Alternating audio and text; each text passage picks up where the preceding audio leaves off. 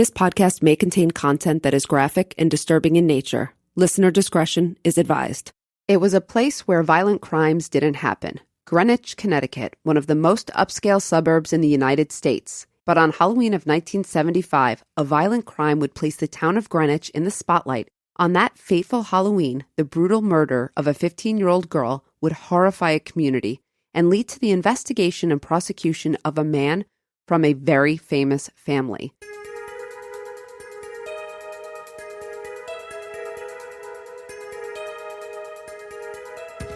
This is episode 29, The Martha Moxley Story.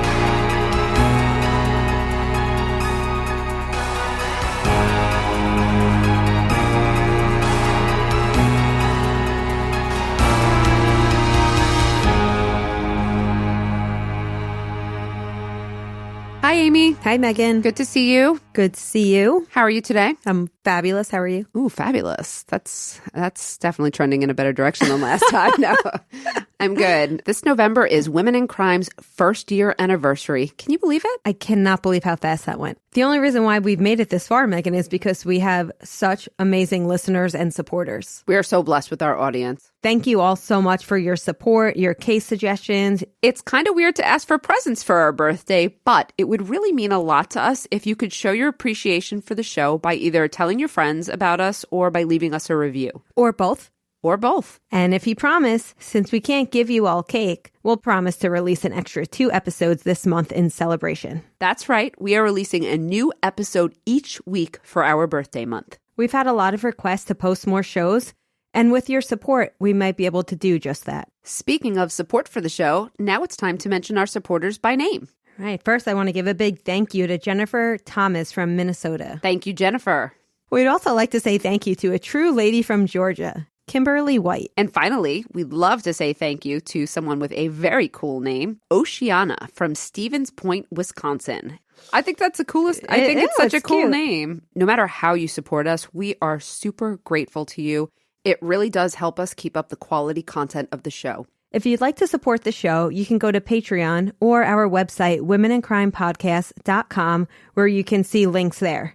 You can also find the links in our show notes. And now let's get into the case of Martha Moxley. Have you heard of the Martha Moxley case? I think everyone's heard the name. I cannot tell you that I know the details of the case, though. I am really interested to get into this with you. A couple of our supporters have actually asked us about which crimes or which cases stay with us. And I cannot believe I forgot about this case because this one stuck with me for a really long time.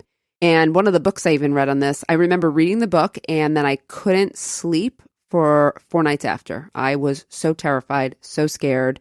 I'll give you an insight a little bit maybe as to why I felt that way. But before we get there, let's talk about Martha Moxley. Martha was a young, vibrant 15-year-old girl who lived with her parents, Dorothy and David, and her older brother, John, who was very close in age to Martha and who she was reportedly very close.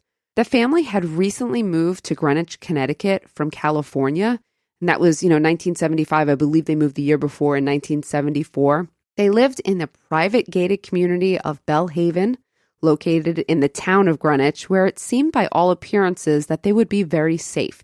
You know Greenwich, Connecticut, correct? Yeah, I used to be a nanny in Greenwich, Connecticut. Are you kidding? Mm-mm. Oh, I didn't know that. Okay, yes. So it's a gorgeous area. It's beautiful, and it's widely considered, one of, like I said earlier, one of the most upscale communities in the country. Martha was a sophomore at the time, and aside from her obvious physical beauty, she was reported to be bubbly, friendly, likable. She was voted by her classmates as having the best personality, which you can actually see when you look in her pictures. And I encourage everyone to look at some of the pictures of her.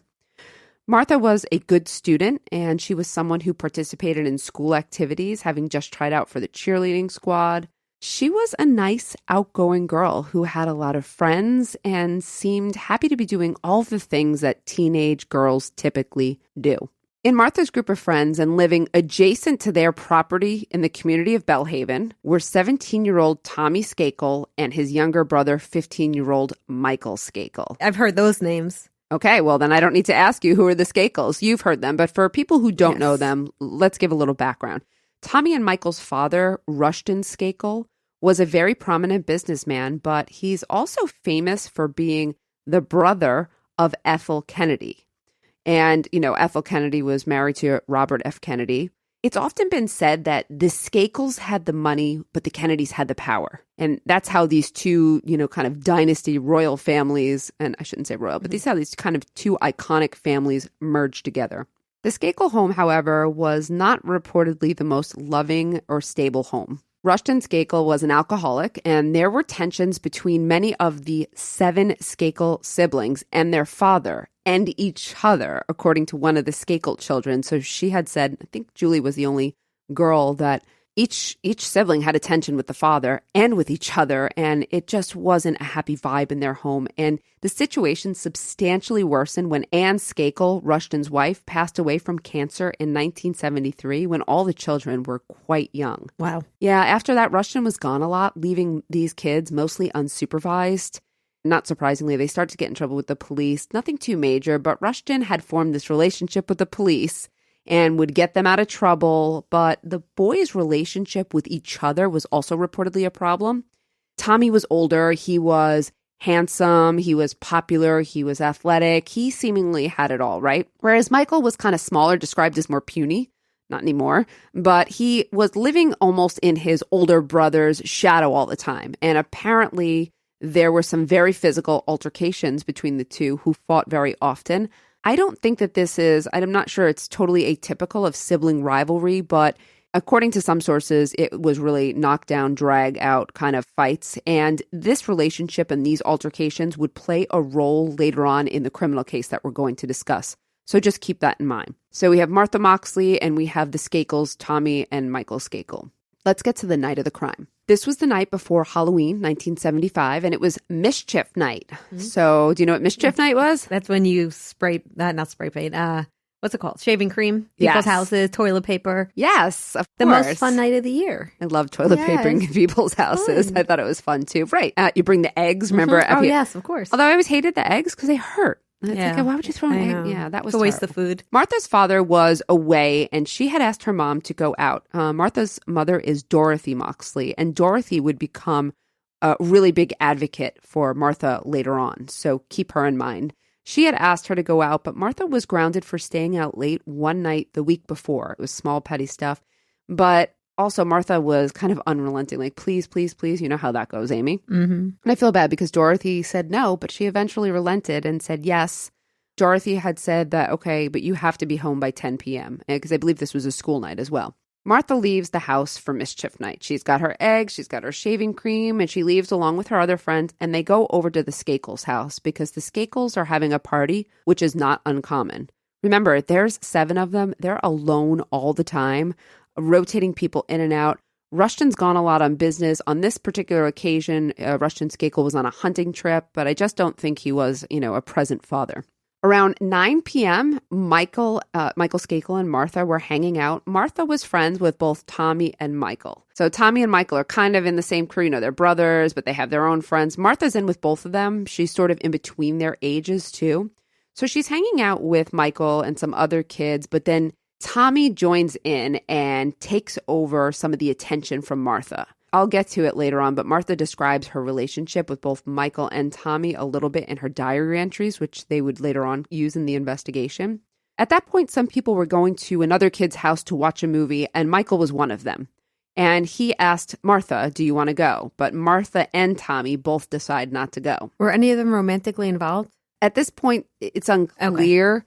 Not really, but later on descriptions. Nothing that you can verify. Let's put it that way. All right. So Martha and Tommy at like 9-something, they're last seen, staying behind. And I think, it's implicated that they were hanging out with each other. And that's why they decided to stay behind. By midnight, when Martha isn't home, Dorothy starts making calls and finds out that Martha was last seen with Michael. That's what people remember. So she calls the Skakel house, but she's told by another sibling, and I believe it was Julie, because I believe Julie is the only female sibling, that Martha left her house at 9:30. And remember, they live right next door or adjacent to each other. So Dorothy Moxley starts freaking out because if at midnight she left, she should have been home by now. So she calls the police, and from what I've read, the police did start doing some searching around the neighborhood, but they couldn't find Martha. By the next day, the next morning, the next afternoon, Dorothy's frantic. She has neighbors coming in, people helping. She's gone over, I believe, to see the Skakels, and I think she reported in one of her interviews, she said something like, Michael Skakel answered the door, he looked a mess, hungover. He basically told the same story, last time I saw her, and Dorothy left. And so there are neighbors coming in from all different parts of the lawn. So Moxley's lived on about 2.5 acres, but you could cross through as neighbors. You can cross through some of the trees. One of the neighbors coming to visit Dorothy through the yard discovers Martha's body on her own property. And she's lying face down. She's at the edge of the property, though. So I just want you to understand, because people go like, how did Dorothy not know that? Well, if it's 2 acres and she's on the edge and, she's not thinking she's on her own property. Yeah. The injuries to Martha were substantial. Her skull had been crushed from behind and she had stab wounds to her neck. It was so bad. And I mean, really, when they say bludgeon, it was so bad that they couldn't tell what color hair she had because there was so much blood. And she, remember, had like very long blonde hair for people who don't know. Her jeans and underwear were also pulled down to her ankles. So we have some, that tells us there might be some indications of a sexual assault. They call the police. Greenwich officers arrive shortly after to process the scene. But here's the problem. Things go awry right from the start because Greenwich officers, when do you think the last time they had dealt with a homicide was? Probably never. Never. None of the investigators, and a lot of them, involved in this case had ever processed a homicide because homicides, again, don't happen there. Don't happen in Greenwich. Things start going wrong. I'll tell you what they found. I'll tell you what they didn't find. And I'll tell you how they kind of blundered the scene. They find the head of a 6-iron golf club, a very bloody golf club, on Martha's property. And I think they realize, obviously, this is going to be, the weapon. Nearby, they also find another piece of the golf club that's covered in blood. But do you know what that tells you? You get the indication they find one piece in one area and one piece in another. Oh, whoever used the golf club hit her with such force that they cracked gotcha. and it went sorry, everywhere. I didn't know what you were getting at. Okay. Right, I know. I could have been a little clearer on that one. That's okay. But they didn't find the handle, or at least nobody said they found the handle until years later when one of the first responding officers would tell a very famous investigator, who I'll introduce in a little bit, that he actually did see the handle. But hold on to that and I'll get there, I promise. But so right now, yes, we see a very bloody golf club. You can already tell this is kind of a rageful situation, or there's such force. A matching set of golf clubs was found in the nearby shed of the Skakels' home. And guess what was missing? The 6 club. Why were they even at the Skakels? Are you going to get there? Right now, you know what happened is that they were searching the area and their properties touched. And gotcha. I think it was like the clubs were there. It was kind of an open site. It wasn't like they went and searched, but they found it quickly. It wasn't like they got a search warrant to search. Not at all. Okay. They just found it as they were surveying the property. And they were very quick to put the pieces together? Very quick. Okay. Very quickly they were able to. And also the golf clubs were engraved with Anne's name. So they were able to establish immediately that this golf club was the missing one and that belonged to the Skakels. Martha's body was removed from the scene later on, but the scene was not preserved. And what I mean is that several people had moved her body in several different directions and just take it, or before forensic processing was done. So too many people, first of all, on the scene. They let every investigator on. They're not cordoning it off. You have to preserve the scene for forensic I'm assuming evidence. the mother was touching the body, or I don't think she did, but I think there were just so many investigators. And what happened was also, there was 2 police officers who first responded. And they were supposed to, guard the body, stay with it. But one of them went off because I think he may have even seen the golf, part of the golf handle. And another one went back to make a call or do something. So basically, they both left her unattended. And when they came back, there's a dog running around her body. Oh, geez. So, I mean, you've got a dog. You've got too many people moving the body, too many people touching it. They're not preserving it. Her body's not staying intact. So they likely lost a lot of vital forensic evidence, or tainted it at the very least. The dog was licking blood in the area, which is terrible, right? But it's also, now you're tainting it with dog saliva. The police talked initially to Michael Skakel. He said he saw Martha last around 9:30 when he was leaving the house, and he said he went off, he watched a movie, he came home around 11:15 and went to bed. Seems consistent with, what he had said before, or what, people had seen him go off and watch a movie, or he was supposedly going to. They interview Tommy Skakel next. And he said also, yes, Martha left at 9:30. And after she left, he says he watched TV with their new tutor, a new live-in tutor whose name was Ken Littleton. And eventually he says, I watched some TV with him. And then eventually I worked on a paper for school about Abraham Lincoln. Who has a live-in tutor? Oh, I'll get to that in a second. It's like, yeah. Tommy took 2 lie detector tests, one of which was inconclusive and the second of which he passed. But interestingly, no teacher of Tommy Skakel's ever gave such an assignment as working on Abraham Lincoln, because they went to his school and they were like, let's see. Not one of his teachers gave that any time in that. I'm sorry, but can you remind me, because I keep getting the 2 boys confused. Which one was the older one? Tommy. And who was she left with? She stayed back when everyone left. Yeah, she stayed back with Tommy. Gotcha. Okay. Michael was the younger one. He left. He went to the movie. Yes. So even though Tommy lied, this is interesting, right? His first test is inconclusive. He lied about the paper, but he still passes polygraph.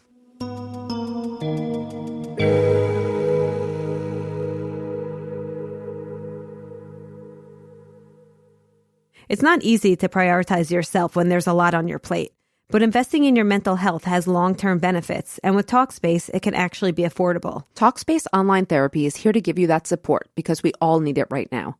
Match with a licensed therapist from the comfort of your device and reach out 24/7 whenever something's on your mind. You'll hear back daily, 5 days a week. Meghan, I really like this app. It's super user-friendly, and automatically when you sign up for a Talkspace, they match you with an agent who not only walks you through how Talkspace works, they help you connect with the right therapist.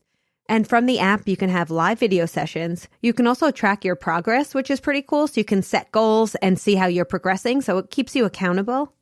There's also exercises that help you alleviate stress, improve your coping skills. There's just a lot to do on the app. It's not just an app that you just go there to talk to your therapist. There's a lot of tools that can help you as well. Wow. So they're helping you with like your lifestyle in general. Yeah, it's about your therapy journey. The bottom line is we all need someone to talk to. Talkspace wants to give us the support we deserve at a price we can afford. As a listener of this podcast, you get $100 off your first month on Talkspace.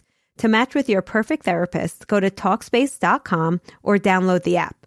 Make sure to use the code WomenAndCrime to get $100 off your first month and show your support for the show. That's Women, A-N-D, Crime, and Talkspace.com. Meghan, usually the highlight of my week is getting my Green Chef box, but this week it was getting my Green Chef box and then FaceTiming with you. Oh my gosh, we both got so excited. Yes. What was your favorite recipe this week? Well, before I tell you that, I want to say how cute James and Alan looked in their aprons cooking us our Green Chef while we chatted on FaceTime. With our glass of wine in hand. Exactly. I had the most delicious pork chop with garlic, mashed potatoes, and shaved Brussels sprouts. That sounds like perfection. Yes, my house smelled delicious for 3 days. I mean, I'm also excited because the recipes are now gearing up for fall. So the next meal we're making tomorrow night, we're making the beef and butternut squash chili combo. And this looks like heaven on a cold night. Yeah, that sounds amazing. Green Chef is a USDA certified organic company that makes eating well easy and affordable with plans to fit every kind of lifestyle. And you can set your plan to meet your dietary needs. Meal plans include paleo, plant-powered, keto, and balanced living. Ingredients come pre-measured, perfectly portioned, and mostly prepped. Everything is hand-picked and delivered right to your door. Green Chef's expert chefs design flavorful recipes for your lifestyle that go way beyond ordinary substitutions. Go to greenchef.com/women80 and use code women80 to get $80 off across 4 boxes, including free shipping on your first box. greenchef.com/women80 and use code women80 to get $80 off across 4 boxes, including free shipping on your first box.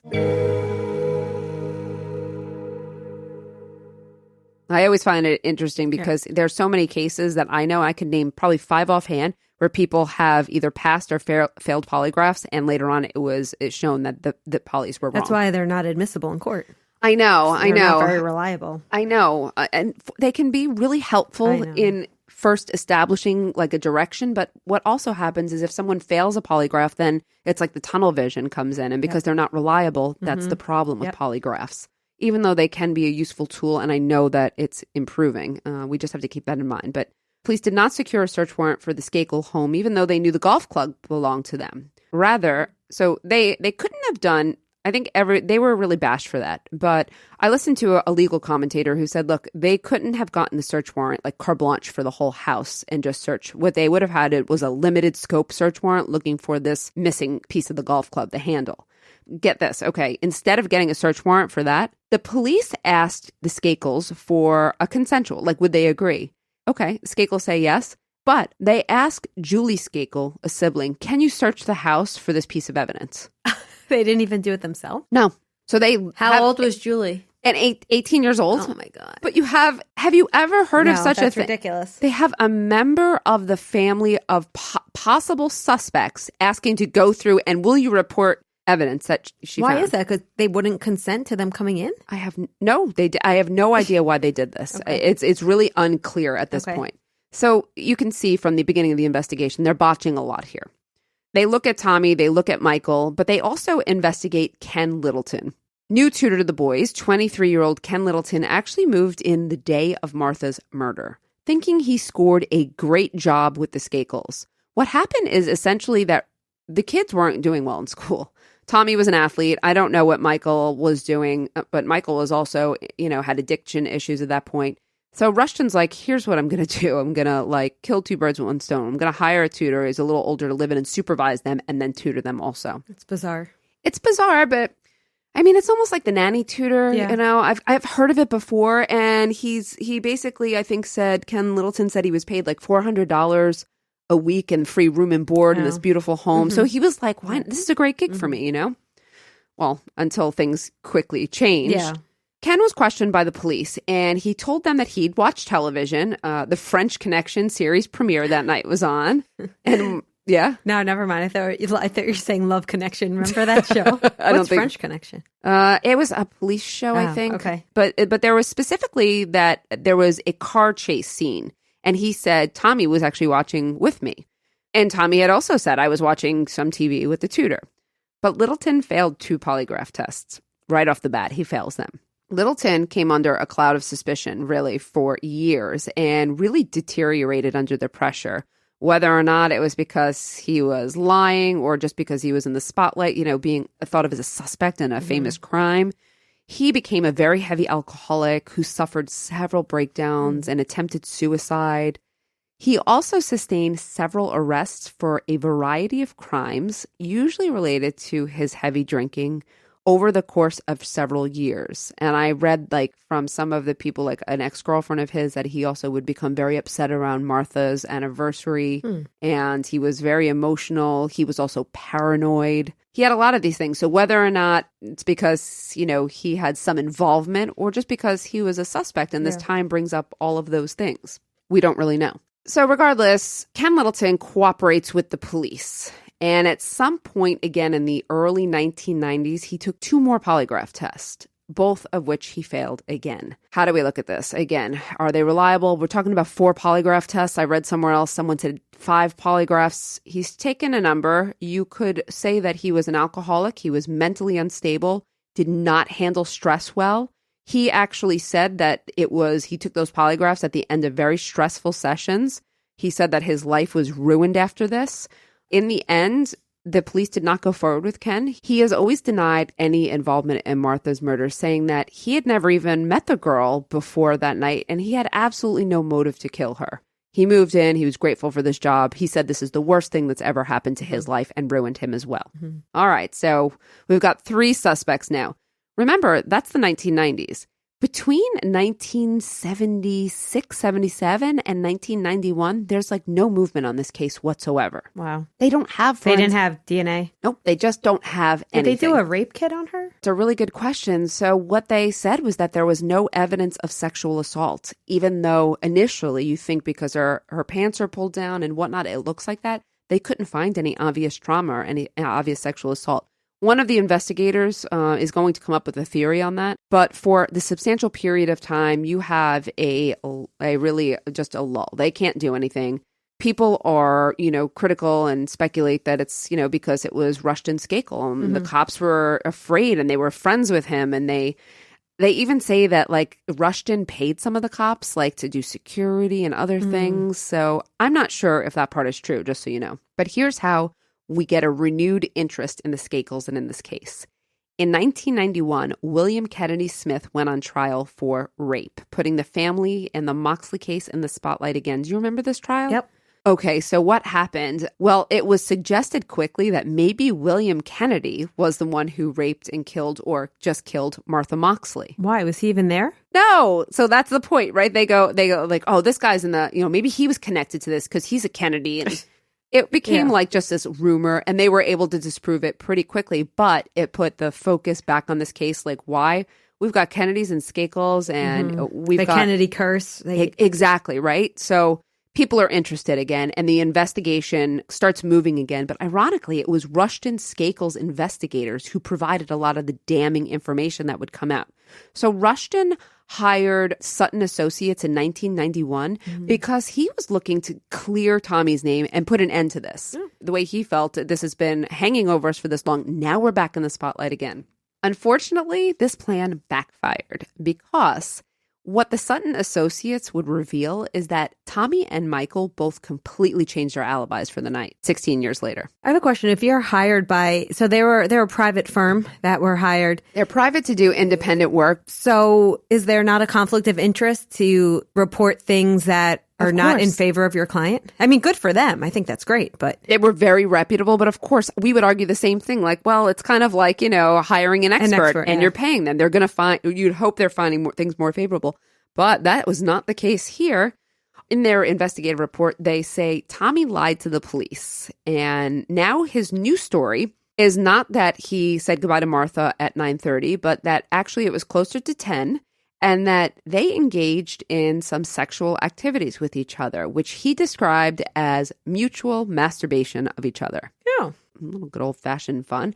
But this is, okay, Tommy's changed his story, and it's a little strange, but Michael changes his story, and this is where things just get weird.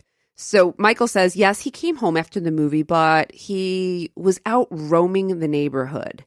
And he wound up outside Martha's bedroom because there's a tree somewhat near. So he says that he climbed the tree and was throwing rocks at her window. He had a thing for Martha. Okay. So he's throwing rocks. She never answers. So instead of climbing back down the tree and going home, what he does is that he masturbates in the tree to Martha. Why would he tell anyone that? There's a theory on why he made up this story. If it's true or if it's not true, there's theories on as to why he would say that. But this is, again, bizarre. And everything I watch, every documentary or show I watch, people are like, this is now a bizarre, thing. So he says, you don't admit to doing something like that if you do it. No. That's bizarre. It was theorized that possibly he came up with this bizarre story with help to try to explain why they might find DNA, because while they didn't have a lot of DNA, they had some. But if he was masturbating to her bedroom, she wouldn't be there anyway. You're absolutely right. The crime scene, though, was nearby. It was also, Martha's body had been dragged. She was, and I'll tell you the theory when we get to the theory, like she wasn't just hit in the spot and died. It looked like her body was dragged 30 to 40 feet. So he's saying if you find my semen anywhere on the property, this might be why. Exactly. Wow. That's the theory. Other theory is that maybe that was just the truth and he's too embarrassed to say it. Okay. So you have some shocking revelations here. Then in 1997, Dominic Dunn becomes involved. Do you know who Dominic Dunn is? Remember you covered... Dominique Dunn, his daughter. Dominique Dunn, yes. Right. So we covered his daughter. Dominic Dunn, remember, after the murder of his daughter, became involved in very high-profile cases where he thought celebrities or famous people or rich people were getting away with crimes. So Dunn gets involved and he reaches out to Mark Fuhrman. Do you remember Mark Fuhrman? Of course I remember Mark Fuhrman. Okay. Disgraced O.J. Simpson detective. But Dunn and Fuhrman had formed a relationship during the O.J. Simpson trial, and Dominic regarded him as a good investigator, as a strong investigator, even if he was, perjurer and racist. So Dunn reaches out to Fuhrman and he asks him to look at the case and investigate this over again. He says, look, this thing was botched. So will you do it? Fuhrman does a lot. I mean, he does his own investigation. He looks at the Sutton reports. He really goes over it thoroughly. And he concludes after his investigation that he knows who committed the crime. And he says, The person who did it is Michael Skakel, the younger brother. Here's what he comes up with. Fuhrman theorized that Michael was enraged by Martha's involvement with Tommy and that Michael likely walked in on something going on with the two of them when he came back. In a fit of rage, Fuhrman says that he probably chased after Martha, yelling at her or, trying to get in with her, and that Martha was likely like whatever and leaving and going home. She's on her way on the path. And then because it's a weapon of opportunity, he grabs the golf club and chases behind her, and he just starts hitting her. And he just keeps hitting her, full of rage, anger. He's definitely been drinking, and I don't know if he was using other drugs, so in this state and this rage-filled state, he bludgeons her. But then it looks like he may have returned later. So those bludgeons may not have killed her. Because she was later on, there was some time between stabs in the neck with that golf handle. Now, remember the golf handle that no one could find? Fuhrman says that he talked to the first responder, one of the two police officers who first responded, and that police officer says, I saw that golf handle. I saw it lodged in her neck, and then later on, I never saw it again. The person who originally saw her body, did they corroborate She didn't get that close to see that. She just saw her lying face down, terrified. So that responder said, I'm positive I saw that, but I never saw it again. It never came into evidence again. Why wouldn't they? Was he never interviewed the first time around? Like, why would that not have come up? That's a really good question. And that's maybe one of the deficiencies of this. Yeah. Fuhrman then theorizes, and I'm not sure that I go with this, but possibly that Michael may have pulled down her pants and masturbated over her as well afterwards. They found no evidence of that. No evidence of that, but I think there's, what's the explanation for why her pants are down? Although maybe someone was also trying to make it look like I was going to say the exact same thing. Yeah, I'm not sure that I buy into. Or maybe somebody was going to assault her, then they got scared, they ran off. I was thinking that too. I don't think I buy Fuhrman's last part of that. Well, does he have anything to back that up? Any evidence to support that? No, not from what I saw. Yeah. He also theorized though that Tommy and or Ken Littleton must have known that something happened due to the sheer amount of blood that Michael would have had on him. He said, look, he would have come back covered from head to toe. So they think they were covering for him? Yeah, Fuhrman thinks that someone... Why would Ken cover for him? Well, I don't think Ken Littleton was. More likely Tommy. Yeah. He says it's possible also because Michael was so little and the body was dragged. So could he have dragged? He could have dragged it, just to be clear. He was 120 pounds and so was Martha. Okay. Her body was dragged. It looked about 40 feet, but not for nothing. When I went through a physical test, when I was 120 pounds, I dragged a 180-pound dummy 30 feet. Plus, remember, adrenaline gives people super strength. It does. I don't know that you would say anything about Ken Littleton. Perhaps Tommy was involved. I have absolutely no idea. Please tell me this is solved. You'll hear where we're going with this.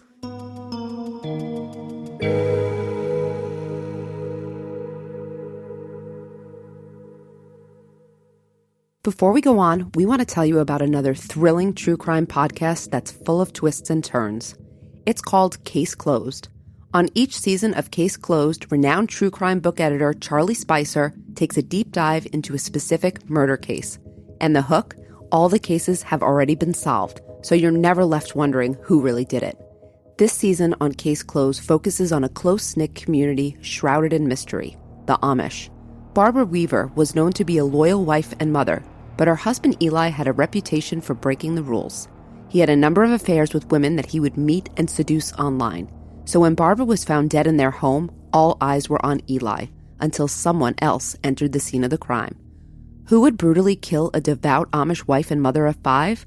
Find out on Case Closed. Listen to Case Closed wherever you get your podcasts.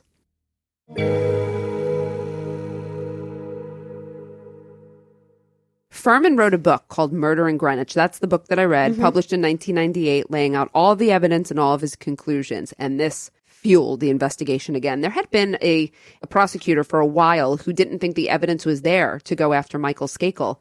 But the new prosecutor felt differently. And on January 19th, 2000, Michael Skakel was indicted for the murder of Martha Moxley 25 years after her murder. Where was he then? Still in Connecticut. But was he like living a normal life or he was all... No, he had a really rough go of it. He had a long history of substance abuse. His life was in and out of rehab facilities, so things were not good. The curse of, the Kennedys applied to the Skakels. In May 2002, Michael Skakel goes on trial for the murder of Martha Moxley. Evidence of Michael's confessions to the crime were admitted at trial, as well as the journal of Martha Moxley, in which she discussed her relationship with the Skakels. I'm going to talk about both pieces here. In her diary, she said that Tom had been making advances on her. He kind of put the leg, he put his hand on his leg and whatnot. And she said that she didn't reciprocate and that she really just wanted to be friends with him, to be honest. She had a boyfriend at the time, too. They looked at him as a suspect, quickly cleared. They looked at other people. But so in her diary, she's saying, like, I want to be friends with him, but I don't really, want to do anything. She discussed Michael acting like an asshole to her. She said he leads her friend on when he doesn't even like her friend. She said that Michael had said a couple other things to her in instances where he was drunk and acted, kind of like a jerk to her. This is all hearsay, but it does provide a little insight to her feelings about them and the complications of these teenage relationships. You see in this, like, Tommy's kind of like making a move, but, and she actually says at the end, I should probably stop going over to their house. Which That's is so sad. I know, it is sad. Michael Skakel's own words, though, these confessions that we're talking about, well, this would hurt him at trial. So his bizarre, that change story on the night of Martha's murder, he discussed it with an author when he was writing or working on his own book. And he gave the story again about like the masturbating outside her window. And there were some other details that were just inconsistent. So they use his words, like now Against he's changing him, his story. But they're also presenting several witnesses who claim that they heard Michael confess to killing Martha in some shape or form. Though I have to tell you, none of these witnesses would testify, I heard him say, I killed Martha Moxley. It always had different variations of something bad that I did, I hurt someone once. And these witnesses would also be controversial because a few of them were from the Elon School. Have you ever heard of the Elon School? This was in Maine, and it was a reform school for youth with substance abuse and behavioral issues. And Michael went there at some point? He did. Rushton put him in that school at some point because he was out of control. So he had two witnesses who came forth and said, absolutely, he confessed to doing this. But they also both have their own addiction issues. So you have to also consider, even if they're honest, the reliability factor here. Were they incentivized at all? They weren't incentivized. No, from what I know. All right. However, the defense comes and they present their own witnesses from the Elon School who claim that Michael Skakel was beaten. He was forced to fight other students in makeshift boxing rings. He was forced to wear a written sign that urged other students to confront him about being a murderer. He was essentially like subjected to torture, which other students said was very common of the Elon School. They were abusive and they used abusive tactics. So they're, talking about these troubling allegations. So, but what would be the purpose of that? Just to say that he was troubled and harassed? Like, how does that speak to the issue at hand? Well, they're saying that if he did confess, it's because these people forced him to. They're Gotcha. beating him. They're saying, you're a murderer. Yeah. Say it. It's like, almost like that scared straight tactic. Okay. So that really kind of taints that testimony as well. And just so you know, the Elon School closed in 2011 after years of these types of abuse allegations dating back to the 70s. So I don't know how much credence you want to give this, but it wasn't up to us. It was up to the jury. And at the end of the day, after their deliberations on June 7, 2002, the jury found Michael Skakel guilty of the murder of Martha Moxley. He was sentenced to 20 years to life in prison, but that is not the end of this story. I'm assuming you'll get to it, but Tommy and Ken were never... Tommy was not charged with any crime, and neither was Ken Littleton. In fact, Ken Littleton was given some type of immunity to testify against Michael. Gotcha. He had said that Michael displayed disturbing behavior. And I'm like, how do you know that? Yeah, that's not really... Right. Anyway, we're not at the end. He served 11 years in prison, but he appealed. And while he lost his initial appeals, he won an appeal in 2013 on the grounds that his lawyer, Mickey Sherman, provided ineffective counsel. Wow. I know, very rare. I mean, we've talked about indirect appeal in here. Why? He didn't utilize witnesses to support Michael's alibi, and he didn't point to other suspects, such as the most obvious suspect in this case, Tommy Skakel, his brother. I'm assuming he was a very well-known attorney since they had money. Yes, he was.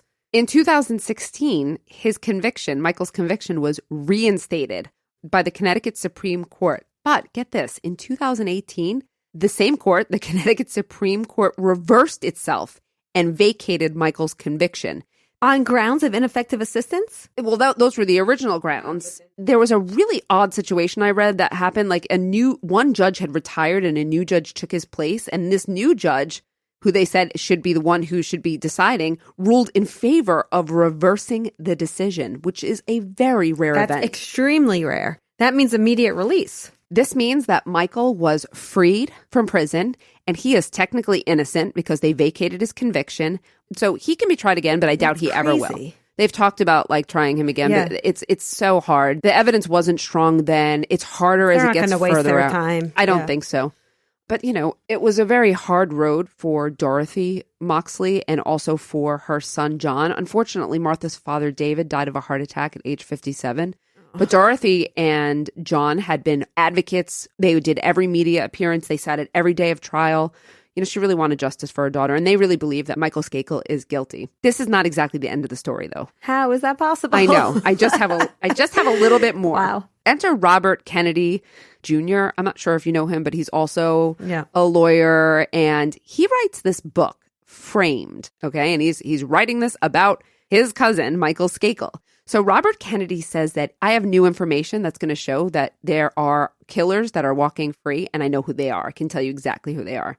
He says that a young prominent male named Tony Bryant, who was cousin of the late Kobe Bryant, who lived in Greenwich, who had also come from a very prominent family, he moved to New York, but he would still bring his friends back to Greenwich, where he used to live. So he would still come in back and hang out with people. Tony says that on that Halloween night that he brought his two friends to Greenwich and that he hung out with them for a little while but left them eventually, and that these two allegedly committed the murder and confessed to him. So Tony Bryant says that his friends confessed to this. That's correct. These two are Adolph Hasbrook and Bert Tinsley. And according to Bryant, they were drunk and violent and talked about going caveman on some woman, and that Hasbrook had seen Martha before, and he describes him being obsessed with her beautiful blonde hair. Tony said that he told his mother this at the time, and that his mother said that you shouldn't tell anyone. This is going to look really bad. You're a black male here. You're going to be the one they're going to pin this crime on. You need to keep your mouth closed. Let me keep going. Tony would tell the story again under oath, and none of this information can be verified, though. In fact, authorities can't even verify that they were in Greenwich on the night of Halloween. And in Skakel's appeal, the judge on Skakel's appeal noted that Bryant had a trail of deceit that would have tainted any testimony he would give and his credibility. Bryant changed his story a couple times, and he didn't want to testify. And then he also, over the years, had a number of run-ins with the law. So, and he lied about passing a bar exam to get a job. His credibility would have been substantially problematic, and they just couldn't verify this information, even though Robert Kennedy says they did say to someone, you know, we do know that they were there. Now, you had asked about DNA. Well, there wasn't much DNA. Apparently, there were 2 hairs found on Martha's body, and one was from an African-American male. And I don't know if it was found on her body or near her body. And here's the problem. I mean, what we've already said, that crime scene was She was also at a party that night. There could have been someone there that she was talking to. He's saying because the hair was found there, but we both know that's not exact. DNA, no. Even though DNA is exact, the transference of DNA or reasons why a hair might appear on someone, there's any number of explanations. So Robert Kennedy says the prosecution of Michael Skakel was a mixture of ineptitude and corruption. They made a ton of mistakes. He said that Mark Fuhrman branded him and Dominic Dunn branded him just so they could write books and kind of, you know, for their own purposes. Kennedy makes a point of discussing the Skakel's cooperation with the police and the fact that they were suspects from the very beginning, contrary to what Dominic Dunn and some other critics thought. Kennedy also points out, I already went over this point, so I won't spend time on it, but that Michael Skakel was very small at the time and he couldn't have hit that hard. He couldn't have dragged her body. None of these points actually resonate with me. His theories have been met with criticism, especially since this information was available and reported in 2003, but neither the defense nor the prosecution believed it was credible. And if it had any weight to it at all, you know the defense would have looked into it. I thought so, but that was one of the reasons Mickey Sherman was also looked at as being or doing an inept job, is that he ignored this. Got it. He took a lot of criticism. I have to say, he was one of those, when I read, Mickey Sherman did a pretty good job on cross-examination, and with the Elon witnesses, but he sort of dropped the ball on a couple of these things. They're right. I mean, in all honesty, he should have thrown Tommy Skakel under the bus, or Ken Littleton. He should have pointed. Yeah. There's good evidence to show you have two other suspects. So I actually believe that he did have some form of ineffective counsel. Does Tommy and Michael have a relationship throughout all this? So it's a good question. I read that in the courtroom, it was a very weird feel because you have the Moxleys on one side and they seem like a united front. Then you have the Kennedys, Skakels on the other side, and they come in and out. Yeah. Some people once in a while. One of the reporters who wrote on this case said they maybe saw Tommy and Michael once together, exchange a brief they said it seemed very cold. Like the feel on the side of the Skakels was that somebody would show up once in a while to be there, but there wasn't this united, strong family front, which seems to fit with what we've learned. So as of today, the only person that served time was Michael Skakel, served 11 years, and I likely think that he will not be retried. It's hard to tell after I reviewed this. I had always believed that Michael Skakel was responsible. And though I certainly can't be certain, and I do see doubt, I do see reasonable doubt, I still do believe that Michael Skakel is the perpetrator in this crime. I was going to ask you, the court of public opinion is that he's guilty, you would say? Court of public opinion, majority is that he's guilty, or that Tommy Skakel is guilty, or they were in it together. Okay. Just another saga in the Kennedy story, but I bring it back to Martha, and I sincerely hope that the truth is revealed one day, because without the truth, she doesn't get the justice she deserved. Does Martha's family believe he's guilty? So at least they might feel like there was closure because he spent some time? They believe that he was guilty, and they described having to go through this for over 50 years, and the ups and the downs were just so hard for them. But they do believe the right person has been named and at least punished to some degree. Okay. Well, thank you, Meghan. That was a fascinating case. It really was an interesting case, and one that stuck with me, probably because I had read the book around the time. I wasn't that much older than Martha, and I remember feeling that carefree, like, I walk through the yard, I'm going home. I identified with her, and then I thought, wow, how naive I had been about what could possibly happen to me. And I think that's why it scared me. Yeah. All right. Thank you, everyone. Thanks so much for bringing us a great case this week. And now it's time for some listener questions. What do we have this week, Meghan? Oceana from Stevens Point, Wisconsin, wants to know, what is or was the most difficult part of being or becoming a criminologist? I'll let you go first on that, Amy. Honestly, Meghan, writing my dissertation was so difficult for me. It felt like it was never going to end. And the dissertation defense itself was quite frightening. I still have nightmares about it. I have to agree. I would love to be original, but I'm going to say the dissertation process was so painful for me. I had so many revisions. I had a committee that disagreed on certain items. I had a very hard dissertation defense. And it was interesting because one of the professors who mentored me said, if you think the dissertation's hard, like, it's going to be much harder out there. This is the easy part. Disagree completely. Researching on my own after that has been a much more enjoyable process for me and less stressful. I do have to say something else that's very difficult. I just got a very mean rejection letter for an article I submitted to a journal. So that hurt a little bit too. Yeah, that is part of the process as well. As we're going through the peer review, we do get rejection letters. Yes. I don't take them as hard as Amy. Obviously. But I mean, at some point, I'm kind of getting used to all the rejection, but it still hurts. No, it is. It's part of the process, but it's sometimes a challenging one. Yes, it's usually constructive criticism the reviewers give, so it just helps you become a better writer and researcher, but it still stings. That's true. And as far as the dissertation goes, you should also probably know that when you start with a cohort in your PhD, you start with, whether it's 10 people, 12 people, about half those people will make it and half won't. And the reason why is the dissertation. Usually people complete the coursework. But then you get to the dissertation and it's daunting. And that's where people sort of just drop off like flies. So I know. I almost dropped off. I almost dropped off as well. Yeah. So I'm proud that we didn't. Well, good thing because then we wouldn't be sitting here right now. On that note, thank you so much for listening today. We'll catch you next time on Women in Crime. Women in Crime is written and hosted by Meghan Sachs and Amy Shlosberg. Our producer and editor is James Varga. Our music is composed by Desert Media. If you enjoy the show, you can get access to ad-free episodes, exclusive AMAs, and other bonus content for a small monthly contribution through Patreon. To find out more, visit patreon.com/womenincrime.